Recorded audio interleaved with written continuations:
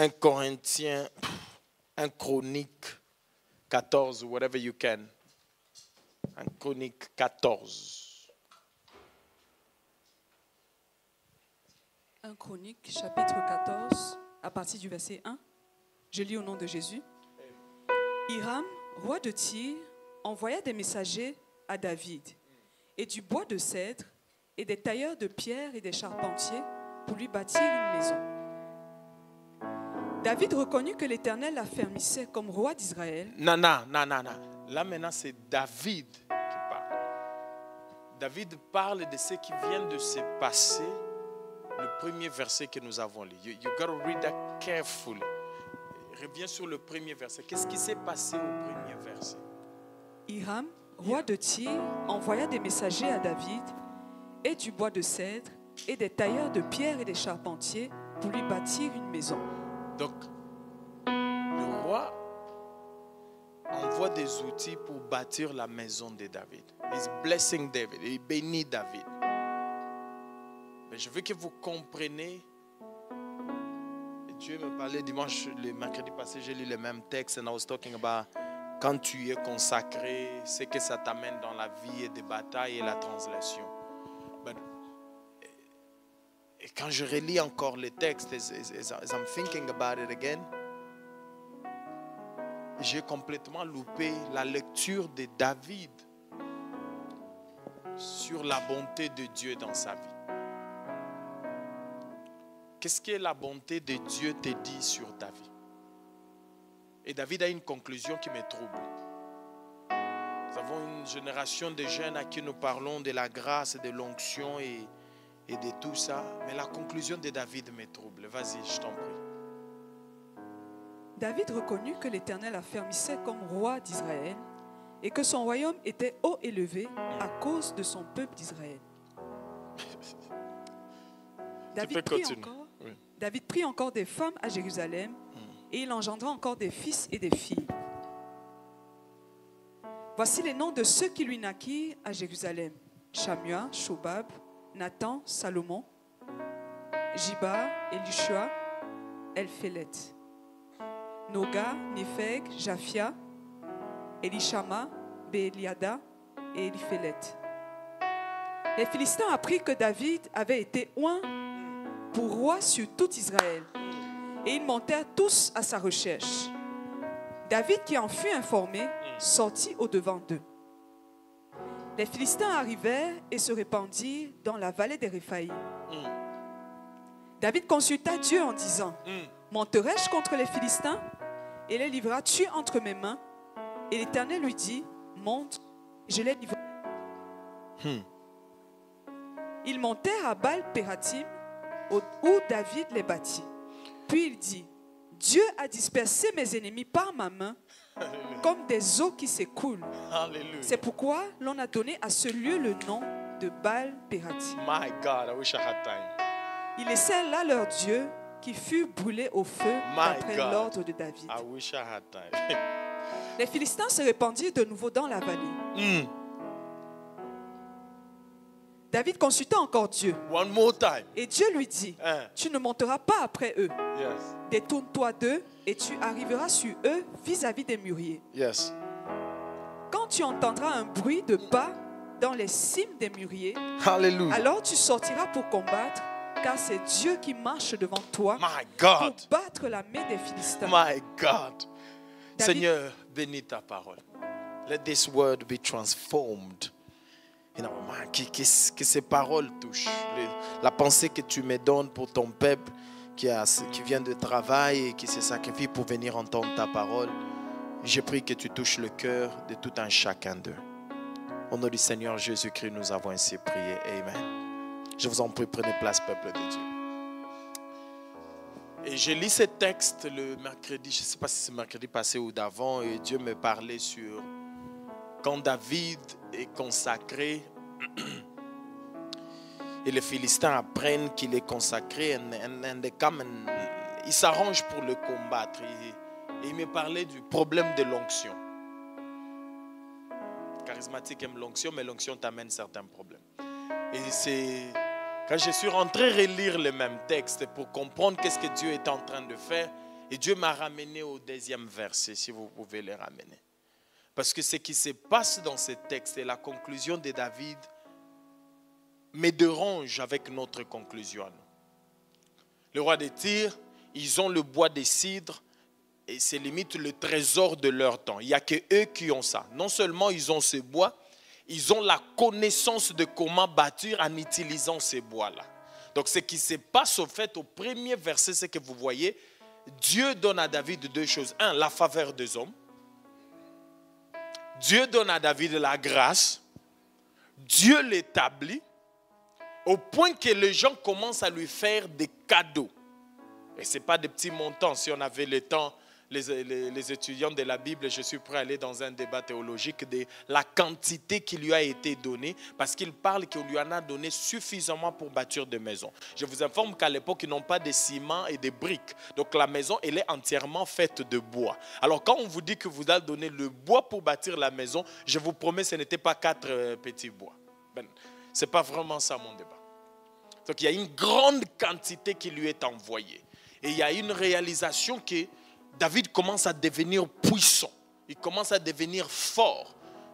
He's rising places. J'ai 5 minutes. Grady, même pas moi, il me donne seulement 5 minutes. Ce n'est pas grave, je vais honorer ça. Mais ce qui m'intéresse, c'est la lecture de David. Parce que comment tu regardes ta vie détermine ce que tu feras prochainement. Si tu penses que le salaire de ton travail, c'est le résultat de ton travail, tu vas te comporter différemment. Écoutez David, la conclusion de David, au cadeau du roi.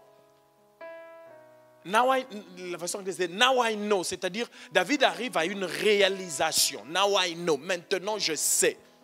Maintenant, now I know. C'est-à-dire que l'action du premier verset amène David à cette conclusion. Come with me. Maintenant, je reconnais que l'Éternel m'a affermi comme roi d'Israël. Firstly, quand Dieu t'établit, il dispose même le cœur de tes ennemis. Mais ce que j'aime, je n'ai pas le temps de... David, à aucun moment dans ce texte, il loue le roi qui lui a envoyé le bois.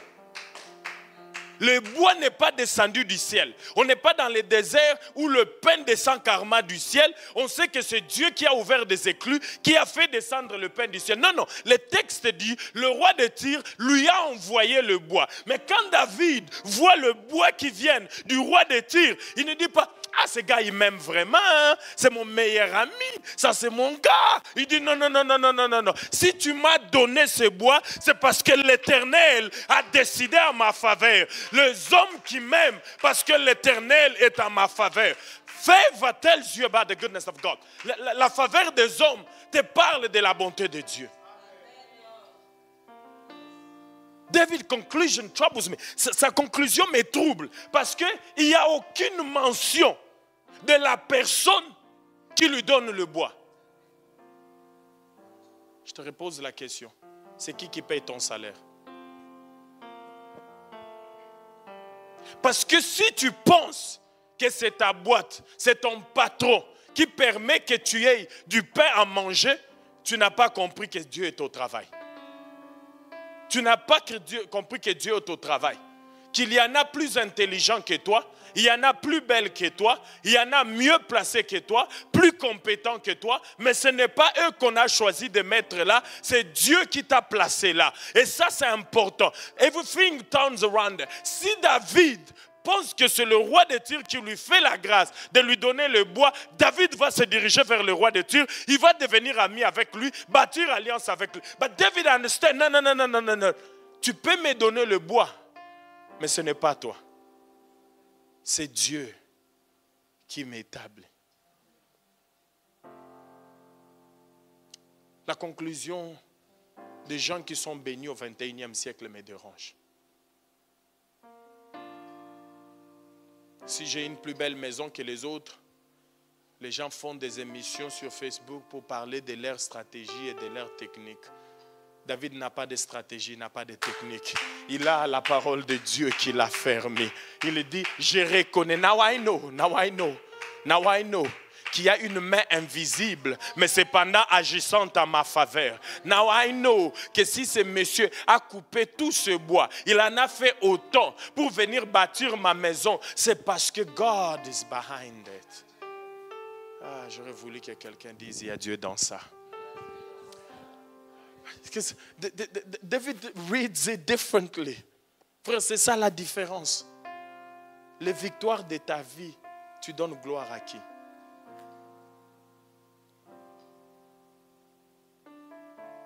Les victoires de ta vie, tu donnes gloire à qui? Et pour vous montrer comment cette conclusion est importante, les historiens de la Bible tellent Asda, même quand David a son palais royal, David va au temple 3 fois par jour. Le roi d'Israël réalise que si je suis roi, avec un palais bâti, avec le bois de Tyr, ce n'est pas à cause de l'amour du roi de Tyr que j'ai un palais royal, c'est l'Éternel. Si c'est l'Éternel qui tient ma vie, je me lève, je pars à l'église. S'il y a des gens qui ne viennent pas au culte le mercredi, c'est parce qu'ils pensent qu'ils ont des maisons mieux chauffées que le temple de Dieu. Mais David a compris que ça n'a rien à voir avec mon temple. The Lord got my life covered. God's got me covered. L'Éternel, il tient ma vie. Il tient qui me fait faveur. Il tient qu'est-ce que j'appelle victoire. N'oubliez pas que David est un grand guerrier. N'oubliez pas que David est un grand général. Les femmes chantaient que Saoul a tué 1000, David a tué 10 000. Mais lorsque la faveur lui arrive, David ne dit pas, il savait que j'étais le meilleur, les gars. Maintenant, tu commences à comprendre. Hein? Vous commencez à comprendre que j'étais le meilleur. Non, David dit, now I know que l'Éternel m'a établi comme roi. Je te repose la question. Tu glorifies qui quand tu gagnes? Pourquoi tu as un travail? Pourquoi tu as la faveur? I wish I had time. Si j'avais le temps, j'allais aller plus loin. Je sais de ma... Because David troubles me. Il a tout pour se glorifier. Je vous informe que David n'a rien eu facilement. Si vous voulez lire toute l'histoire de David, il a été fugitif, il a été dans la grotte d'Adullam, il s'est battu avec les vaillants hommes, il a risqué sa vie dans le froid, dans les ténèbres. Et tu viens me dire qu'il n'a pas le droit de se glorifier. Ce gars a été dans les batailles. David, ce n'est pas un fainéant. Il a fait des guerres et des guerres. C'est un général, il est formé à la guerre. Même avant d'être avec Saoul, il était là en train de battre. He's been in a battle. Tu peux aller à l'école, obtenir des diplômes, faire des nuits blanches et faire tout ce que tu veux. Tu fais des nuits blanches, tu fais des travails, tu travailles dur. Et quand je deviens directeur, j'ouvre mon bureau au travail, je dis Seigneur que je n'oublie pas que ce n'est pas mes diplômes qui m'ont placé ici, c'est l'Éternel, c'est l'Éternel, c'est l'Éternel, c'est l'Éternel, c'est l'Éternel. C'est l'Éternel qui l'a fermissé. Je prie Dieu qu'il y ait une génération qui décide que tout ce que j'ai, c'est la grâce de Dieu. Paul conclut une longue théologie avec ces paroles simples. Qu'est-ce que tu as que tu n'as pas reçu? Mais David dit, c'est l'Éternel. Ce n'est pas parce que je suis un général. Ce n'est pas parce que je protège. Et ce qui est intéressant, entre guillemets, quand vous lisez les textes et les Philistins qui viennent l'attaquer, et regardez les contrastes. C'est ces Philistins que David était prêt à combattre avec eux. Si vous rentrez dans le livre de Samuel, quand les Philistins vont combattre, David leur offre son armée. Il dit, les gars, je sais que vous êtes en bataille, je vais venir vous aider, je vais combattre avec vous.